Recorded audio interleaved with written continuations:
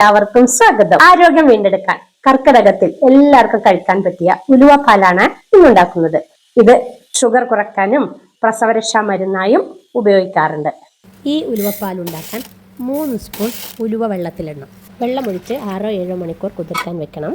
മഞ്ഞൾപ്പൊടി 1 സ്പൂൺ, ചെറിയ ജീരകം 1 സ്പൂൺ, കുരുമുളക് 1 സ്പൂൺ, പനങ്കൽക്കണ്ടം 400 ഗ്രാം, നാളികേരപ്പാല് 1-ാം പാലും 2-ാം പാലും 3-ാം പാലും, 3 സ്പൂൺ ഉലുവ കുതിർത്തതും, കുറച്ച് വെളുത്തുള്ളിയും.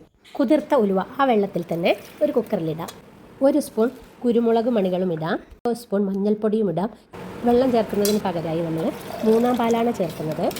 1 സ്പൂൺ ചെറിയ ജീരകം ചേർത്തിട്ടുണ്ട്. 6-7 അല്ലി വെളുത്തുള്ളിയും ചേർത്തു. ഇനി കുക്കർ അടച്ച് വേവിച്ചെടുക്കാം.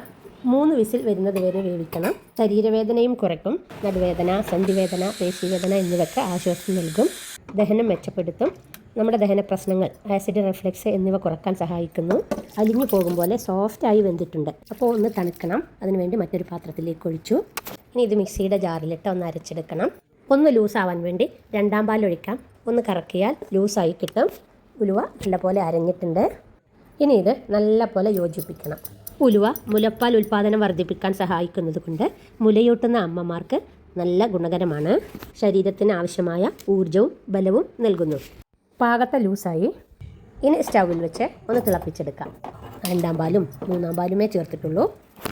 ഇത്തിരി കല്ലുപ്പ് ചേർക്കാം. ഇളക്കി കൊടുത്തുകൊണ്ടിരിക്കണം. പനങ്കൽക്കണ്ടം ചേർക്കാം. നമുക്ക് കരിപ്പെട്ടിയും നല്ലതാണ്. ഉലുവക്കൂട്ട് ഇതാ തിളച്ച് വന്നിട്ടുണ്ട്. ഇത് പ്രസവരക്ഷയ്ക്ക് മാത്രമല്ല കേട്ടോ കഴിക്കാറുള്ളത്. കർക്കിടക മാസത്തിൽ ജൂലൈ, ഓഗസ്റ്റ് ഇത് പതിവായി കഴിക്കുന്നത് വളരെ ഗുണകരമാണ്. ഇത് രാവിലെയോ വൈകുന്നേരമോ ഭക്ഷണത്തിനൊപ്പമോ കഴിക്കാം. ഗർഭിണികളും പ്രത്യേക ആരോഗ്യ പ്രശ്നങ്ങൾ ഉള്ളവരും കഴിക്കുന്നതിന് മുമ്പ് വിദഗ്ധ ഡോക്ടറുടെ അഭിപ്രായം അറിയുന്നത് നല്ലതാണ്.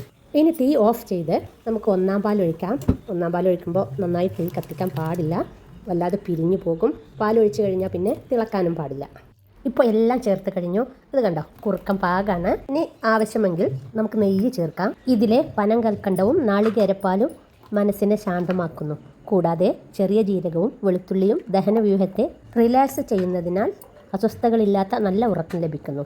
രാത്രിയിൽ കഴിക്കുന്ന ഉലുവയിലെ നാരുകൾ പഞ്ചസാര രക്തത്തിലേക്ക് പെട്ടെന്ന് ആഗിരണം ചെയ്യപ്പെടുന്നത് തടഞ്ഞ് പ്രമേഹ രോഗികൾക്ക് ഗുണകരമായ രീതിയിൽ പഞ്ചസാരയുടെ അളവ് നിയന്ത്രിക്കുന്നു. വാതത്തെ അമർത്തി വേദനകൾക്ക് ദീർഘകാല ആശ്വാസം നൽകുന്നു. പ്രമേഹമുള്ളവർ മധുരം ഉള്ളതുകൊണ്ട് ഡോക്ടറുമായി ചർച്ച ചെയ്യേണ്ടതാണ്. എന്തൊക്കെ പറഞ്ഞാലും ഇത് നല്ല ടേസ്റ്റാണ്.